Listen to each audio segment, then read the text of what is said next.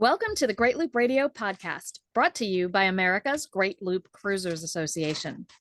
We're dedicated to sharing Great Loop information and inspiration with those actively cruising, planning for, or dreaming about a Great Loop adventure. I'm Kim Russo. I'm the director of AGLCA. Today, we are going to talk about one of those things that we have to do a lot of times on the loop, and that is docking, and more specifically, communicating while docking, because that can be one of the biggest challenges, and lack of communication can lead to a challenging docking. Communicating can lead to a very easy docking. So we're going to cover that today, and I think it's a great topic. We'll bring in our guest in just a minute. Before we do that, I do want to recognize and thank our Admiral sponsors who support AGLCA at the highest level. They are Great Loop Yacht Sales, Passage Maker Trawler Fest, Skipper Bob Publications, and Waterway Guide Media.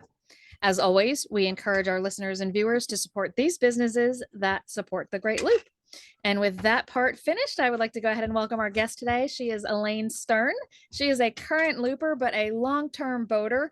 She brought this topic idea to me, and I thought it was a fabulous idea. And as we were kind of just chatting before we started, Elaine was telling me why she wanted to kind of get this information to other loopers. But Elaine, welcome. Go ahead and put that into your own words, why you wanted to do this in this format. Sure. Thanks, Kim. So I was just saying, that when I started boating, which was probably about 30 years ago, and started boating with larger boats about 15 years ago, there's quite a few things I wish I could have known that could have made my docking a lot easier. And it's just something that I picked up over time. I don't even know where, but I just picked up over time, and I just thought that it might, make it easier for people who are, the dock hands, which I'm going to say are typically the wives or women. Not absolutely. But I think anything to make it easier for us is worth sharing. And I love that. And we should probably start a podcast series on things we wish somebody told us sooner. And this would fit in that category. And, docking, locking, for anybody who's not a long-term boater, those are the things that really give us all a little bit of angst. And they all happen a lot on the loop. So I'm really excited to dive into sharing some of the things you've learned today. But start off, let's, tell us a little bit more about yourself. You mentioned you've been boating for like 30 years, but tell us a little bit about those experiences and what types of boats. Sure. So, most of my boating experience is on the West Coast of the United States. We don't meet that many people, many loopers that are from the West Coast, but for me, it was mostly in the like Puget Sound area of Washington State. And beautiful cruising. Yeah, it's we love it there, obviously. Mm-hmm. And then also San Francisco Bay Area. So that's where I've had most of my boating experience, and have owned quite a few boats with my husband. And we've gone from, we've had, of course, small dinghies all the way up now to a 50-foot Ocean Alexander. So everything in between. So fishing boat, trawlers, runabouts, all of that. Yeah. And of course, different styles of boats require different things. But docking, as we've said, is kind of, that's when you're doing your close quarters maneuvering. I kind of liken it to a plane. Nothing tends to go wrong. If you're a pilot, you're just flying between places. It's kind of the same on a boat. The biggest challenges are takeoff and landing, docking and undocking. And really so much of it comes down to communication. And this is kind of a looper favorite saying, but some days you are the show and some days you watch the show. We all try to avoid being the show, but there's some days that things just don't go the way we plan. But when they don't, I find that the communications break down even further because both parties at that point are frustrated. So when you reached out about this topic, I thought it was a great idea. And you kind of called it, almost a system for docking, which for all of our, business world people who are into Six Sigma and all of the, in a past life systems were great. If we can break it down to a system, you can take some of the flaws out of it sometimes. So, how and when did you develop these kind of procedures? Give us the why, the how. When did you realize you kind of had it? You had something there that was helpful. Yeah. And I guess you could say this might come from our corporate world experience, but also being married for 30-ish years. I would say that when we first started boating, I think it was our last boat, really. I couldn't really remember when we started doing this, but maybe it was our last boat, was the first boat that we had when truly, when the person at the helm, I'll say my skipper, where he could not see the cleats on the side of our boat while he was docking, or he could not see the cleats, as he was like saying, pulling into a slip or along the side from where they are at the helm. And in our last boat, it was we loved it. We loved our Nordic tug. And the helm was on the starboard side of the boat, and our slip was such that we had to tie up on the port side. So it became very important. So immediately we started Googling, looking for what kind of headsets we should be using. We never used headsets before then, because we didn't really need to, I'd say. So that was key, is just identifying, wow, there's something wrong here. Very stressful docking. And, my skipper was saying, I need more information. That was like the most important thing. I need more information.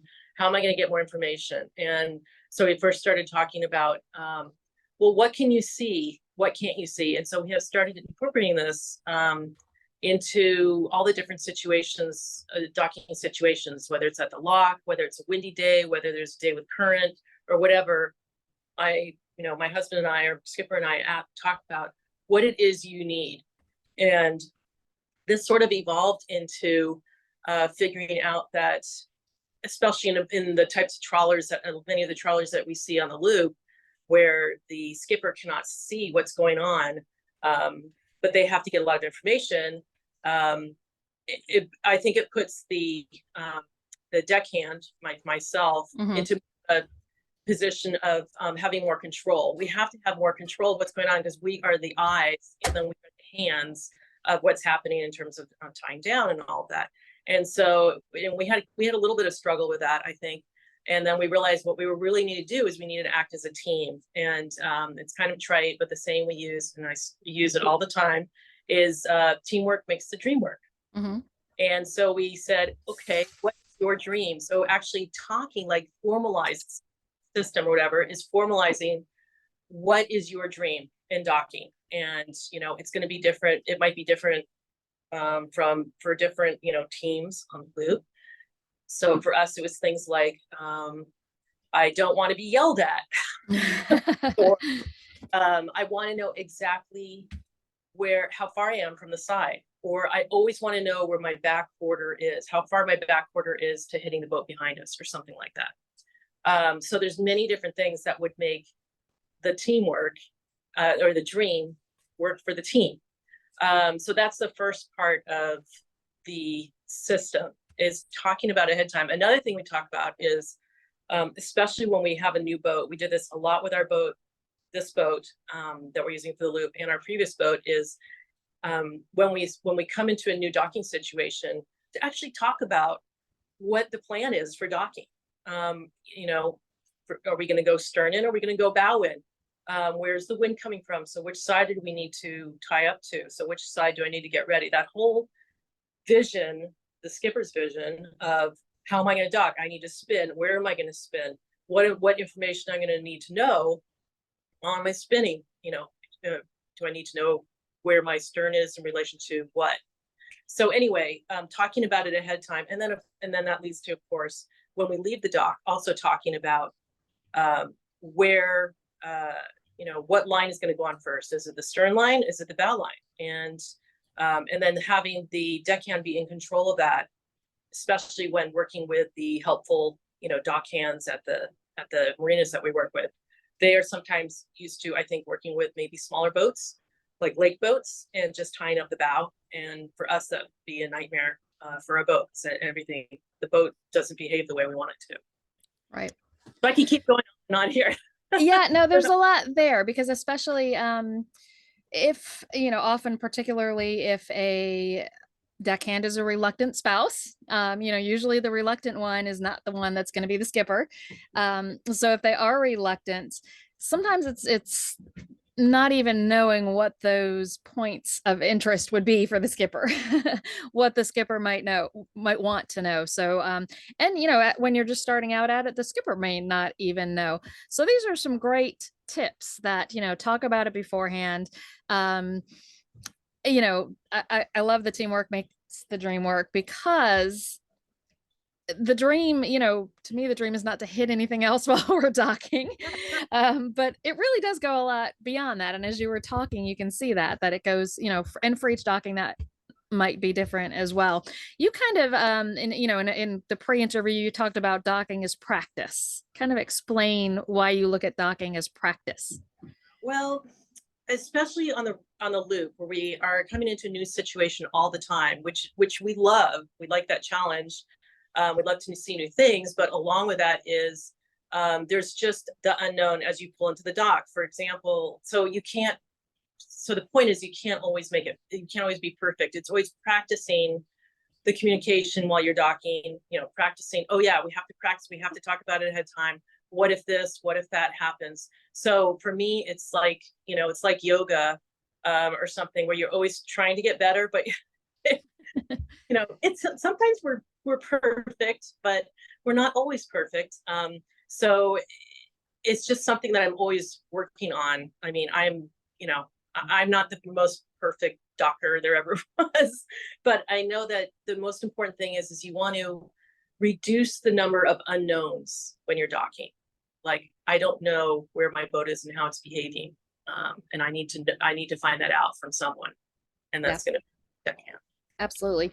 So we want to kind of walk people who maybe have never thought about communications while docking in this light, or maybe people who are still in the planning stages and haven't actually done it. So I want to kind of talk through the steps that you do. So let's say, you're getting ready to arrive. I know you've said you talk through the plan first. What are the steps that you talk through?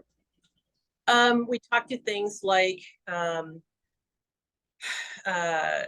when we talk ahead of time, the things that the key things that that my skipper always wants to know are, what's the distance to the side that we're tying to? So it's side to side distance. And what is the distance behind us to something that's relevant? Mm-hmm. Those two distances, it's very simple, but so it ends up being something like, we are 15 feet from the side. Now we're 12 feet, 10 feet, and so on. And then always identifying, you've identified ahead of time, if you have practiced the way that you intended, to know which cleat you're going to be tying first. And so you talk about how far that cleat is from the side, or how far that cleat is from where you're going to tie to. So the cleat that's on the dock. Mm-hmm. So it's that part of docking is pretty simple in terms of, it seems pretty simple. So it's like, we're 12 feet from the side, as I said, but something that I learned early on is I'm terrible at estimating feet. That is also my problem. It's not the only one. So something we learned is it's not as important to be accurate as it is. It's more helpful to count down to how many feet you have, or if you're, or counting up. So for example, if you're coming into a lock, for example, and I'm telling my skipper how close the side is to I might say it's 12 feet, and then I count down. I might say 12 feet, 11, 10, 9, 8. And so when they hear me, and it's usually I don't count down that fast. That doesn't happen that fast. But that has seemed to give my skipper a better idea of when we're going to get to where we need to get, and he needs to stop the motion of the boat or something like that. So counting down is really, really important thing that was very helpful for us. That's a great tip, because I never really quite put that together, but I have felt better counting down when I wasn't sure about the distance, which I am never sure about. I am really, really bad at estimating how many feet we are. Particularly, my skipper can see the sides pretty well when we're locking, or a side tie situation at a marina, but when we're backing in, he cannot see the stern. So for me, that's been a struggle, but you're right, counting down feels more natural. And also I think allows for corrections in that distance, because as we're approaching one, obviously the skipper is going to know that. So that's really helpful. Any other steps that you do, you talk through before and as you're docking? So usually we also if let's say I just were to say what the distance was to the side and I didn't say anything else, my skipper always says something like, well, what's happening? What are you doing? What's going on? I learned that pretty quickly as well. And so now I say something like I'm tossing the rope to the dockhand. Mm-hmm. They're in the middle of tying up. Or I say something like, I'm in the middle of untying the line from the bollard in the lock. Mm-hmm. And then I say, now the line has, I've gotten the line off. So that way, if like you have like little flub ups and it's hard to, do something or get something done, being able to say now it's done, but also let the skipper know that you're in process. So they understand like things are happening, they're just not happening as quick as everybody wants or something like that.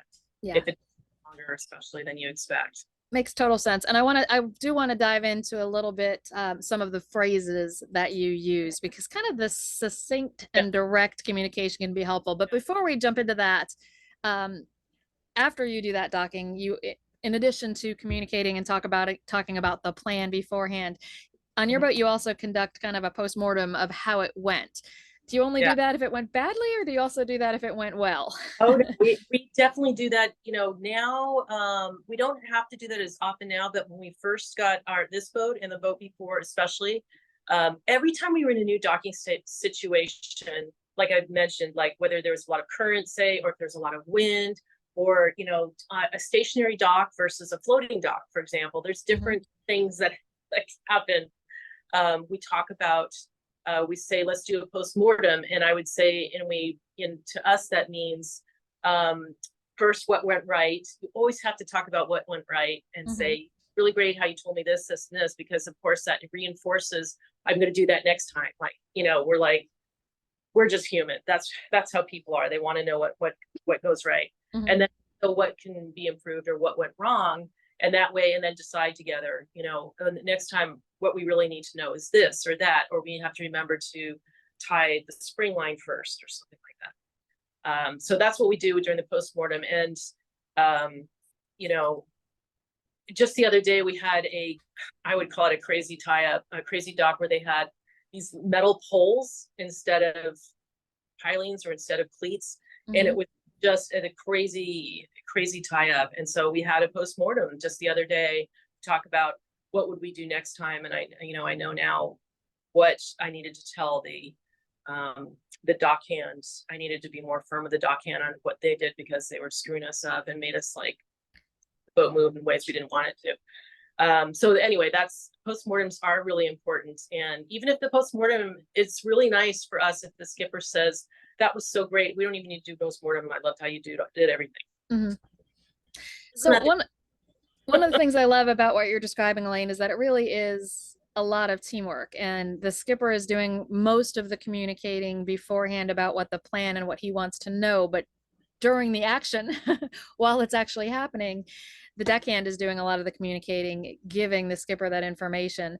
So there's different parts where each of you is taking the lead in communicating. And I hope that a lot of people listening to this are, getting some ideas from that on how they can replicate that on their own boat. Because I do think, the people who have the most challenges are the people who are just starting out and aren't even sure off the bat what to be communicating.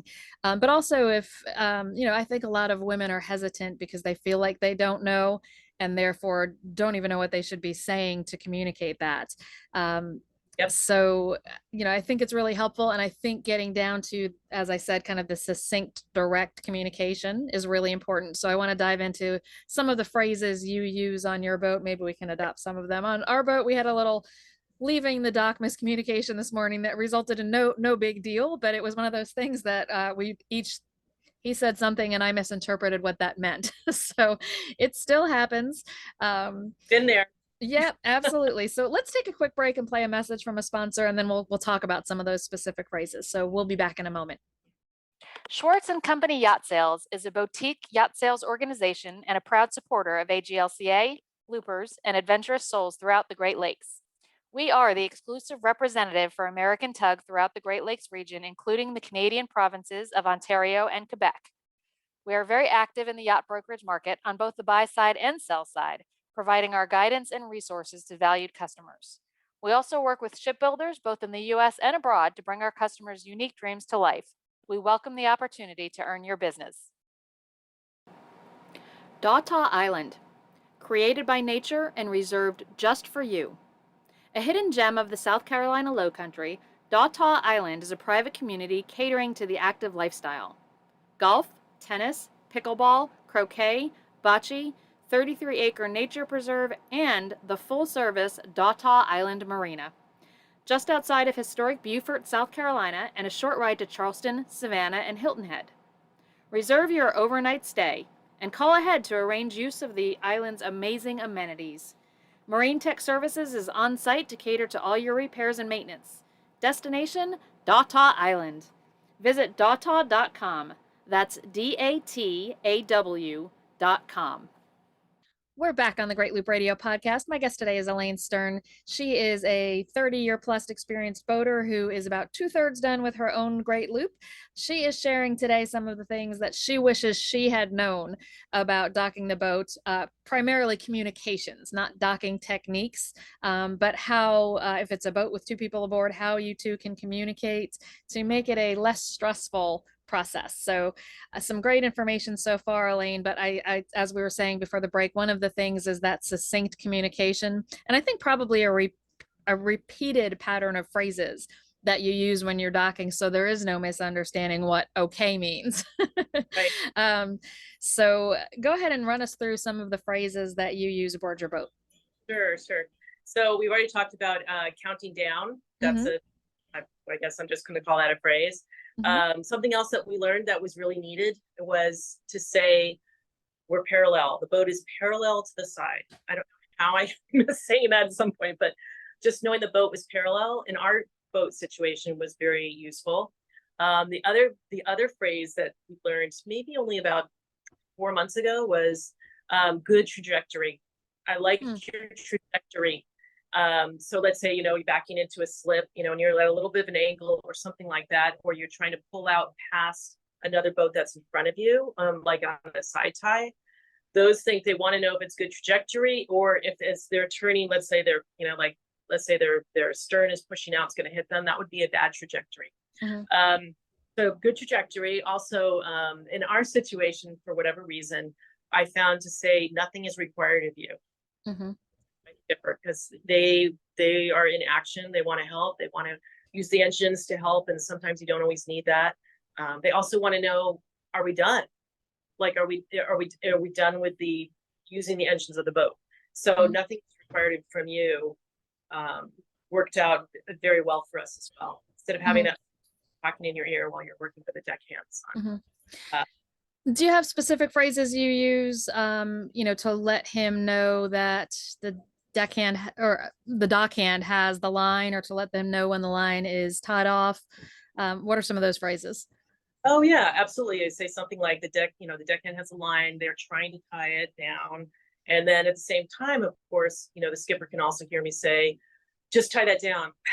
You don't have to make it perfect. Let's tie it down and get to the next line or something like that. So just telling them exactly what's going on. And then it's for us, we also, this is something else we do, not everybody needs to do it, is we have named our cleats on our boat, not names like, Kim or Elaine, but we just number them 1, 2, 3, 4, going back, starting at the bow of the boat. So I could say something like, number 1 cleat's tied, number 3 cleat is tied or untied, especially when we're leaving, where I say 1 of 3 cleats are untied. Now they're doing second one. Now 2 are untied. We have 1 to go. That sort of thing. So that's been also very helpful. Yep, very helpful and very specific and succinct. So definitely helpful. You also had said you have some extra credit phrases. What are some of those? Well, so I mean, to me, the extra credit phrases are things like good trajectory. That's required from you. Something else we say is, I just say copy, just like the VHF radio. If and I also like to hear from my skipper that he knows, so he will often say copy to me when I say something like, we're having trouble with the third line, just stand by. And if I copy from him, then I know he's hearing me. So it's the communication goes both ways, but that's another important phrase to have. Yeah. You mentioned earlier that you use headsets, which to us is a must as well. And it seems like when we get a little bit too comfortable and stop using them for no reason other than just nobody grabbed them Yeah. is when things start to go wrong. So what headsets do you like? Are there any features in particular that you find work well for you in a set of headsets? So we have used, I would say, both of the most popular kinds. There's the kind that just like they just sit over your ear, and then they have a cord that runs to like I guess it's a receiver. I think those are, I wrote it down here. Those are called the Riders Net Phone headsets. They're old, maybe they're not old, but motorcycle ones. And Oh, gotcha. Yeah, we've used those for many years, and we just really had a lot of frustration with them. Like I'd have to put the receiver somewhere, so I'd like put it in my pocket, or my husband would put it in his pocket, and as soon as you bend over to pick up a line, it would turn off, and push a button and turn it off. That happens so many times. Also that it would fall out, or you're like dealing with all these lines and everything, and you have something hanging from the front of your ear, and so many times I've just pulled it out, and you don't want any of that on the loop. Possible. So then we went with the full headset that comes over, and then in the ear. And the brand that we use are the ear techs. I think that they're super common. We see them, everyone use them. They are more expensive than the other kinds, and we think it is totally worth it. It solved all the problems that we had. It's like, communication is hard enough. Don't make it harder, make it easier.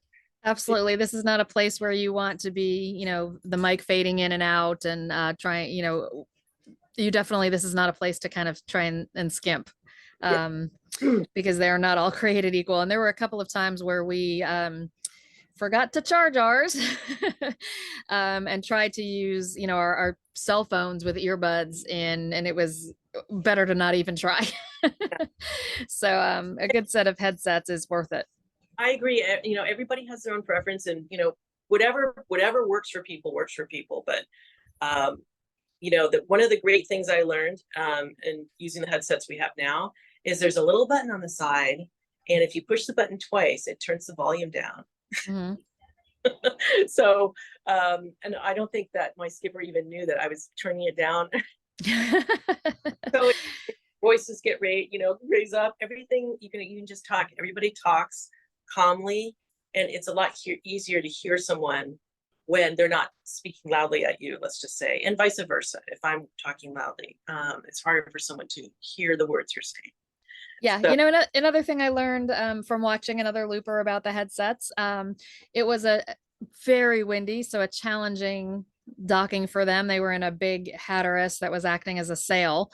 And, as loopers will do, there were probably 12 people on the dock trying to catch lines and help, but also yelling information and instructions. Right. And, I watched our friend, and she was very quietly just hearing what her skipper was saying and telling him what she knew and he knew they needed to do. And it just made it a little bit easier to tune out what was people very much trying to help, but making it a little bit more chaotic because there was so much advice and information being yelled her way. And, when you're able to very quietly talk to the other person, I think, a lot as women, we worry about hurting somebody else's feelings. So instead of yelling at everybody else to just be quiet so you can do this, she was able to just kind of talk through it in a very comfortable, quiet tone. And they got docked and everything was fine. So the headsets, and I think the same thing goes when you're dealing with dock hands, and there are very different levels of competence you will come across on the loop when it comes to dock hands. Some of them are very good at what they do, have been doing it a long time and are very well trained, and others are brand new. So ultimately they should be taking instructions from you if you're giving them. I know a lot of deckhands hesitate to give instructions to the dockhand. But then there's also sometimes the dockhand thinking they know better than the people aboard the boat. So how do you handle it when you're giving a dockhand instructions and they're not wanting to hear or follow those instructions? Yes, I definitely have been in a situation multiple times, and I totally agree with you that every situation is ad hoc. It Hmm. seems like time, but I've definitely been in situations where the dockhand, I see them look at me, and then I see their eyes go up to the fly bridge where my skipper's at, and I say something to them like, "Just tie it down. That's fine. Just tie it down." Or I say, "I'm going to throw you the stern line first," and then I see them look at me, and then they walk towards the bow. It's possible that they haven't heard me, Hmm. but probably not because I'm pretty loud. And I've done this multiple times now where I just go like this. I point to my headset and I say, "The skipper says tie up the stern first," and they will, and that snaps them into action. So, you could say it's unfortunate you have to say that, but I mean, we're in a situation where we're docking. It's like, this is it. You got to, Whatever it takes. yeah. I appreciate some of the words you said, Kim, about how sometimes this is hard for women on the loop, or hard for maybe sometimes women are the more reluctant boater. It's not always the case, Hmm. but I think that based on the casual conversations that I've had with people on the loop, some of them, it's like we women want more of a role on the boat. Hmm. Besides cooking and cleaning, I'm just going to say it. Yep, absolutely. Yeah, and I think that taking this, the deckhand job seriously is a way to have more of a role on the boat and making them actually in charge of the docking, if you can imagine that. What they're in charge of is everything related to the lines and the fenders and talking to the folks on the dock and communicating and telling exactly their skipper exactly where they need to go. When you say, go forward 3 feet and then we'll be parallel with the cleat. That is a powerful statement. And you are taking control of what's going on in your boat. And it just makes, again, it makes it, the dream work and the teamwork work, right? So I hope that this has helped my fellow deckhands, feel like they can have a little bit more control of what's going on the boat and what they do, and in working with the dock hands, and it makes it more fun than being in partnership with your skipper. You're absolutely right. And I really, it is a way to take a very much more active role in the handling of the boat. And it is a confidence builder when you are taking that active role and communicating and, almost helping to by giving that information that the skipper can't collect on their own. So, yeah, hopefully this will be something that people can kind of grasp and say that that's a great point. Let's work on our phrasing. Let's do our planning. Let's do our after action postmortem and, make it a fun time and make it a team. So, Elaine, thank you so much for joining me. Thank you for suggesting the topic. Oh, I always love that, but I think this is a particularly good one to help some of the perhaps reluctant deckhands out there, to really start to enjoy what they're doing. So, thank you. I appreciate you sharing your time and your knowledge, and safe travels on the rest of your loop. Yeah, safe travels to you too, and all my fellow loopers. Thank you so much. And thank you to all of you who have watched or listened to this week. We'll be back next week with another episode of the Great Loop Radio podcast. Until then, safe cruising.